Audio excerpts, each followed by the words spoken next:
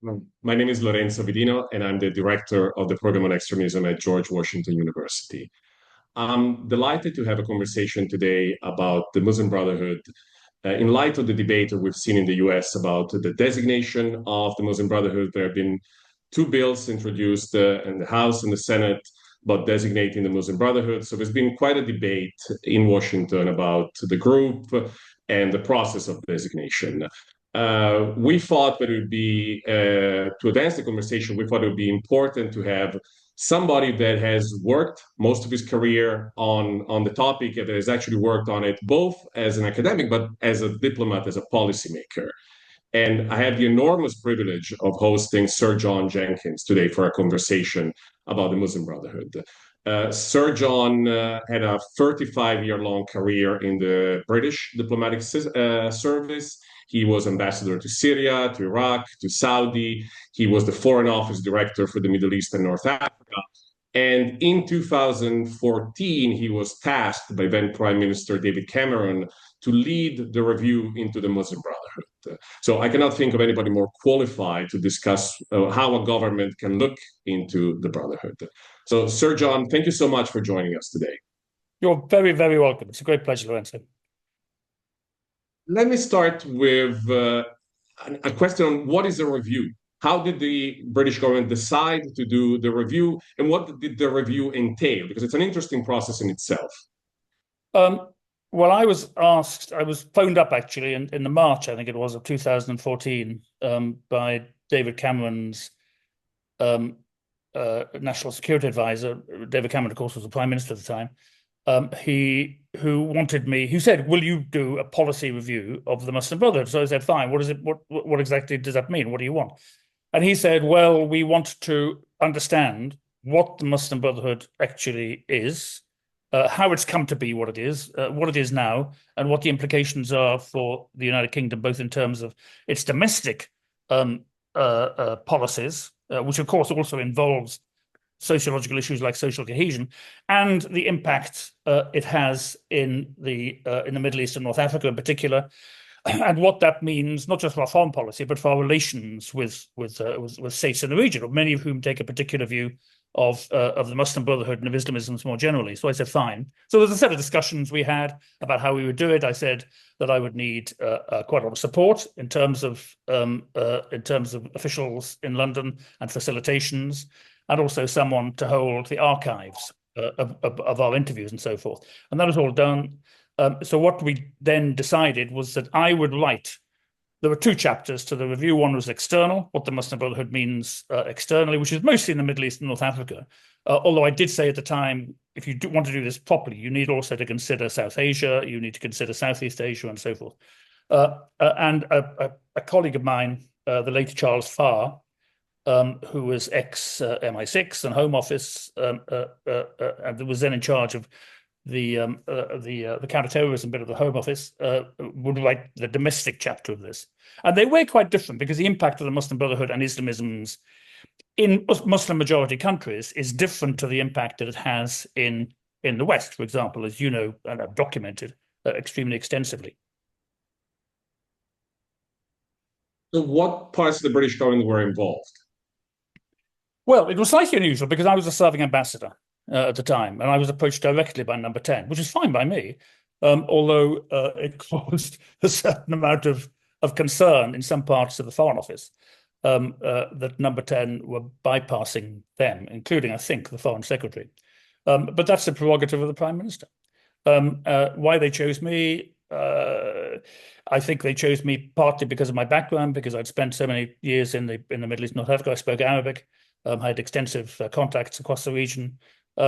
And I think because I was known for having quite robust views about a whole range of different things. And I reported directly to Number 10, to the Prime Minister. So the real commissioning meeting was a meeting I had with Charles and with David Cameron and a couple of other people about a few weeks after I'd been approached. What I also said at the time was we can write the descriptive bit of this, and we can suggest policy areas and areas where policy recommendations need to be made. But if you want a set of policy recommendations which go to the Prime Minister, go to the Cabinet, that has to be staffed through a ministerial committee before it goes to the Prime Minister. So there was a certain complexity in the arrangements we made, not for submitting or preparing or submitting the review, but for preparing and submitting the policy recommendations, because I didn't think it was appropriate for me, even as a senior ambassador, to send policy recommendations direct to the Prime Minister without these being scrutinized in some way by a cabinet committee. And that actually worked pretty well. What agencies were involved? So I'll tell you what the process was. So externally, so I personally visited, I think it was 12 or 13 different countries. So I submitted the review in the November, or late November, early December of 2014. So I had about 6 months to do it. And I visited about 12, 13, maybe 14 countries in that period in the region, and interviewed on my own, probably getting on for 70 ministers, senior officials of intelligence agencies, academics, commentators, Muslim brothers themselves, other Islamists, with a series of structured interviews, which we had agreed beforehand with lawyers in the Cabinet Office. Charles Farr in the UK did something similar, but in the context of the UK. And so a lot of this was open source. A lot of it was driven by the interviews we ourselves conducted. And between us, we probably conducted 120 separate interviews in that period, which I think is pretty extraordinary. I think even the most active and diligent academic would struggle to do that. We recorded all these interviews because I insisted on having people there from our embassies to take notes. These were all recorded and stored in the archives.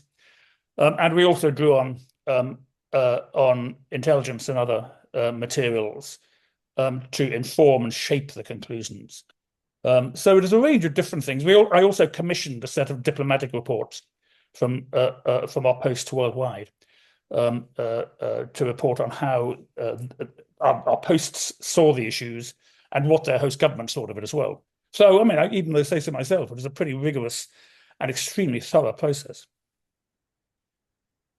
So 6 months, a lot of people involved. I know also on the domestic side, I had the pleasure of working as an external expert with I mean, we commissioned Charles, them. and it was We also did. I mean, I personally conducted a huge literature review at the same time, including a lot of your books, but also a lot of books by people who take a slightly different view of Islamism and look at other aspects of Islamism, particularly on the Salafi side, and indeed the Shia side, because you can't divorce Shia Islamists from Sunni Islamism. They are intertwined in extremely interesting ways, as we've seen graphically since then.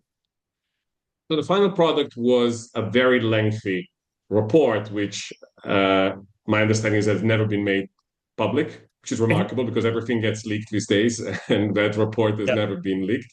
But what I know is public is basically an executive summary, which is some 10, 12 pages long. Can you sort of guide us through the findings? So the review itself, my part of the review was about 120 pages, of which around 70 were very detailed, close-written notes. So there's a huge apparatus of supporting evidence. And Charles was about the same. So the whole thing was book length.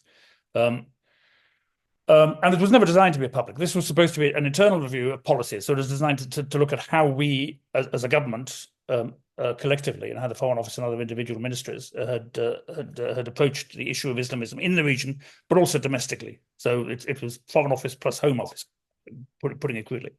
And it was never meant to be made public. A lot of the interviews we conducted were conducted under privilege. We had intelligence and other information which we used, appropriately caveated. I mean, this wasn't something that we simply believed everything that everybody told us. We didn't. We scrutinized, examined, and tested what people told us. But there was a lot of sensitive information in it, and it was designed to be an internal review.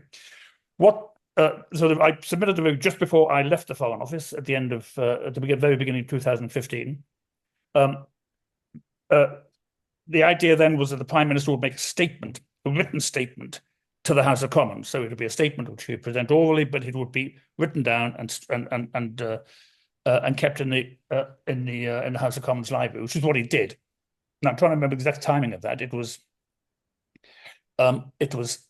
some time after I had written the review that the Prime Minister makes his statement. There was a lot of toing and froing in London about what the statement should say, how detailed it should be, how much of the review it should cover. I mean, in the end, the statement, which is what when people say to me, I've read the Muslim Brotherhood review, what they mean is that they've read the written statement, which Cameron made in the House of Commons. That statement I did not write, although it is an accurate representation of the main conclusions of the review. I saw it and made some very light editorial changes to it before it was issued. One of the interesting things about that that statement was that, you know, we were constantly being told by people, including people like Ibrahim Munir in London, the late Ibrahim Munir, who at one point became the acting murshid of the Ikhwan, that he had nothing to do with the Muslim Brotherhood. We, by which I mean the government, then get a lawyer's letter, a notice of action letter. I think it was on the Friday or Saturday before the Prime Minister was due to stand up in the House of Commons on the Monday or Tuesday, asking him to cease and desist. Now, I found two reasons, and this was in the name of the Muslim Brotherhood. It was a very expensive set of lawyers who were saying the Muslim Brotherhood don't want you to do this. There were two things that struck me about this. One is that the Muslim Brotherhood constantly told me they didn't exist, and that the people we thought were in the Muslim Brotherhood went in the Muslim Brotherhood. Well, it turned out they were, or they thought they were. The second thing, trying to stop the Prime Minister standing up at the House of Commons and making a statement on these sort of issues is contrary to the Bill of Rights of 1688. I mean, it is just was an extraordinary thing to do. But it shows the sensitivity of the whole issue, and it also shows actually the brother, whoever commissioned that lawyer's letter, had a lot of money to spend, because lawyers don't come cheap. Anyway, Treasury solicitors pushed back as they should, so the Prime Minister stood up and did it, and nothing happened. The world didn't end. Okay. In a nutshell, what would be the findings on both sides, on the foreign and a bit less maybe on the domestic side? What does the review say? Well, as briefly as I can,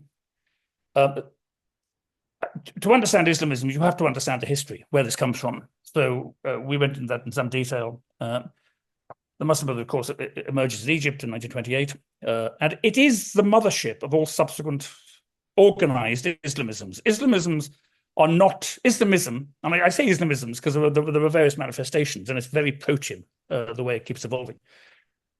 Islamism is not a return to an authentic past. It's an attempted return to an imagined past, a reimagined Islamic past, which has purity and authenticity and all these things in it. In that sense, it is a highly modernist social network movement.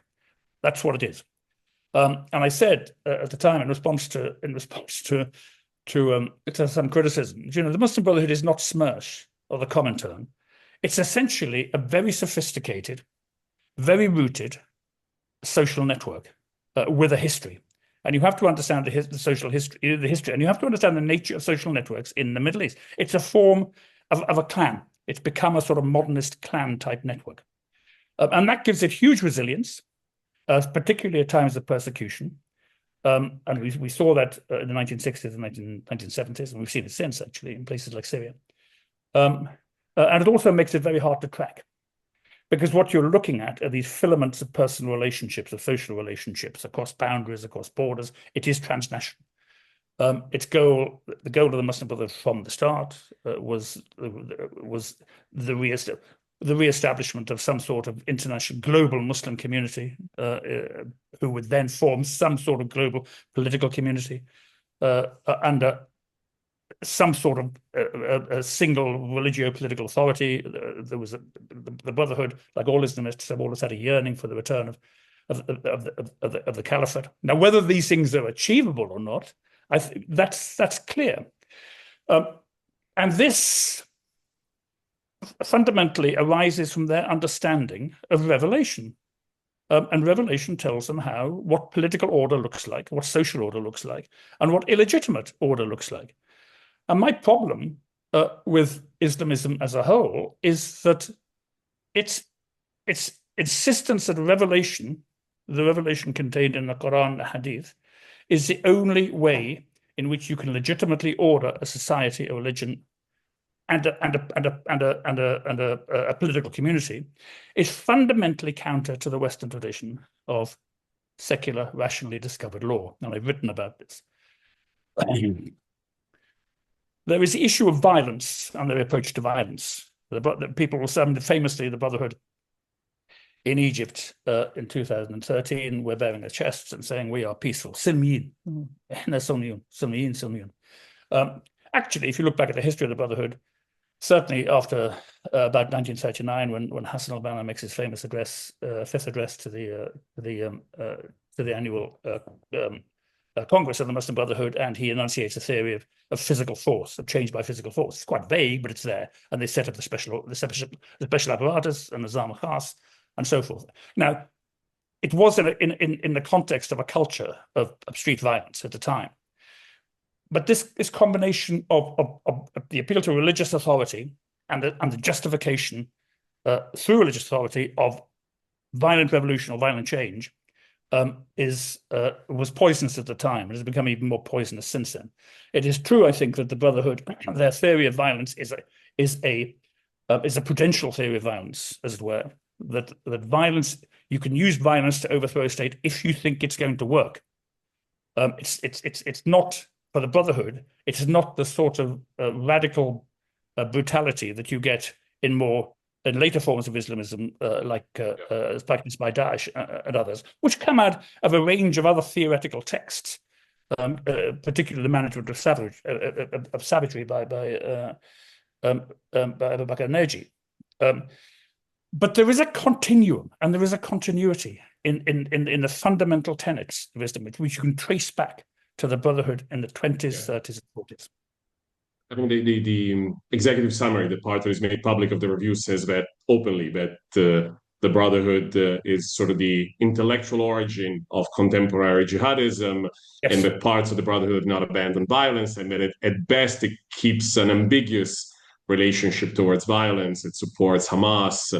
So it's very clear in the review. Despite all this, and of course I'm leaning to, and we also have to close in a minute or so, yeah, the debate in the US right now, it's about the designation of the Brotherhood, yeah, as a terrorist organization. Despite your findings in the UK, there was no decision, or I'm not sure there was, yeah, even a process to designate the Brotherhood as a terrorist organization. Yeah, there are two issues with this. One is, how do you know if somebody is a Muslim brother? And what exactly is the Muslim Brotherhood? I mean, there's nothing in the UK that is incorporated. There's no body that's registered as a Muslim Brotherhood. There are people whom we think have links to Hamas, or whom we know have links to Hamas, or other organizations of the same sort. But nobody says they're the Muslim Brotherhood. And it's interesting, if you read some of the testimony, so the Foreign Affairs Committee in the House of Commons ran a series of hearings on the Muslim Brotherhood review, tendentious hearings, I might say, in, I think, 2016. And you have someone like Anasa Takriti, who runs the Cordoba Foundation in the UK, whose father was a very senior figure in the Iraq Islamic movement, which was the Iraqi version of the Muslim Brotherhood in the 50s and 60s and 70s. And he says, I'm not Muslim Brotherhood. I've never been Muslim Brotherhood, but I agree with most of what they say. Now that's, so how do you deal with that? I mean, he's not doing anything that's illegal. And if you tried to prescribe for example, for the sake of argument, the Cordoba Foundation on the basis of the suspicion that it had links to the Muslim Brotherhood, it will be thrown out of court, and that's a problem. So whatever you do has to be able to stand up in court.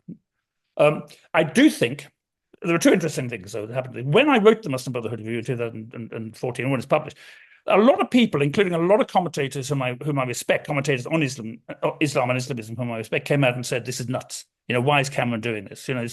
Now nobody says that. And of course, the French have now just produced their own review of the Muslim Brotherhood. They consulted me on it. They consulted a lot of other people. I'm sure they consulted you on it, which is very interesting.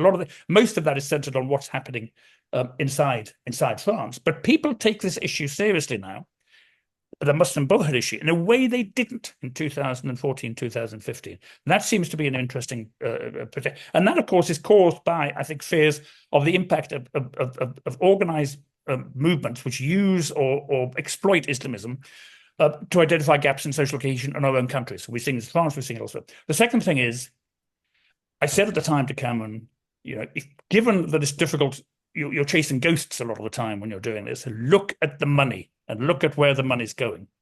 If you have people who are sending money to Hamas, and Hamas in this country, as in many other countries, is a prescribed organization, this is illegal.